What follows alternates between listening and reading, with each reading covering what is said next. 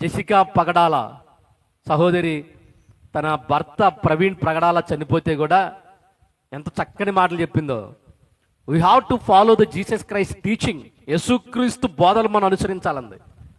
ఆ సహోదరి భర్తను కోల్పోయింది, యుక్త వయసులో ఉండి ఒక మరి తన ఆధారమైన తన భర్తను కోల్పోయింది. అది హత్య లేదంటే యాక్సిడెంటా అన్నది పక్కన పెట్టి దాని గురించి మాట్లాడుతున్నామే. ఇప్పుడు జరిగింది ఇక అనవసరం. నన్ను ఏం చేయాలంటే యేసుక్రీస్తు బోధలను ఫాలో అవ్వాలి.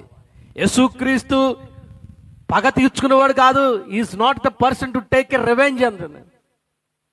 ఆయన పగ తీర్చుకోమని చెప్పలా.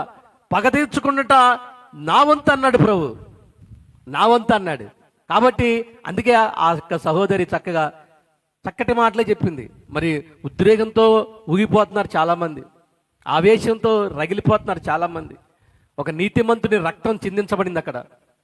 ఇదిగో కారణాలు చాలా అయి ఉండొచ్చు ప్రియమైన దేవుని బిడ్డలారా, కానీ దేవుడు మనకు నేర్పుతుంది ఏంటంటే క్షమించటమే. అలా అనుకుంటే మొదటి శతాబ్దంలో రోమా సామ్రాజ్యం క్రైస్తవుల్ని అనేక రకాలుగా హింసించింది. అంతెందుకు పౌలు గారు స్టెఫన్ని దగ్గరుండి చంపించాడు. స్టెఫన్ అనే ఒక దైవజనుణ్ణి పౌలు గారు ఏం చేశాడు? పౌలు గారే మన బైబిల్ గ్రంథంలో 14 పత్రికలు రాసిన పౌలు గారు ఒక ఆత్మావిష్యుడైన ఒక దైవజనుణ్ణి దగ్గరుండి చంపించాడు. నేను అంటున్నా ప్రియమైన దేవుని బిడ్డలారా, ఒక ఆత్మావిష్యుడైన దైవజనుణ్ణి ఆయనకు అధికారం ఉంది కాబట్టి ఆయన దగ్గరుండి చంపాడు. ప్రభుత్వం దగ్గర నుంచి తాకీదులు తీసుకున్నాడు. అయ్యా సెంట్రల్ గవర్నమెంట్ గారు క్రైస్తవులందరిని చంపడానికి నాకు జీవో పాస్ చేయండి అన్నాడు.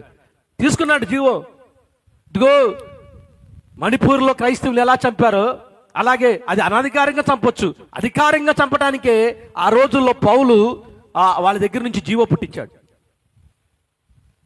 క్రైస్తవుల్ని ఇప్పుడు ఒకవేళ అనధికారికంగా హింసించడానికి కొంతమంది సిద్ధపడొచ్చే కానీ ఆ దినాల్లో పౌలు అనే వ్యక్తి క్రైస్తవుల్ని చంపటానికి శాసనం పుట్టించాడు. శాసనం పుట్టించి దమస్కు పట్టణంలో ఉన్న క్రైస్తవులందరినీ చంపటానికి బయలుదేరాడక. నాకు అధికారం ఉంది, ఇప్పుడు జీవో ఉంది నా చేతిలో, ఎవరెవరు అడగటానికి లేదు. ఎవరైనా క్రైస్తవులు కనపడితే శిరచ్ఛేదనం చేయడానికి నా దగ్గర అధికారం ఉంది. ఏంటయ్యా ఇతను కొట్టావు, ఏంటయ్యా ఇతను హింసించావు, ఏంటయ్యా ఇతను హత్య చేశావు అనటానికి లేదు. డైరెక్ట్గా ఒకవేళ హత్య చేసి ఇది యాక్సిడెంట్ అని చెప్పడానికి కూడా అవసరం లేదు. అంత అబద్ధం చెప్పడానికి అవసరం లేదు. దర్యాప్తులు అవసరం లేక హత్య చేశాడంటే హత్యే. దాని గురించి ఇది యాక్సిడెంట్ అని చిత్రీకరించడానికి అవసరంలా.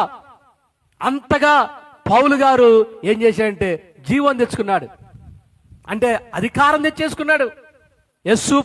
యేసును అనుసరించే ప్రతి ఒక్కరిని చంపడానికి అధికారాన్ని తెచ్చేసుకున్నాడు, బయలుదేరాడు.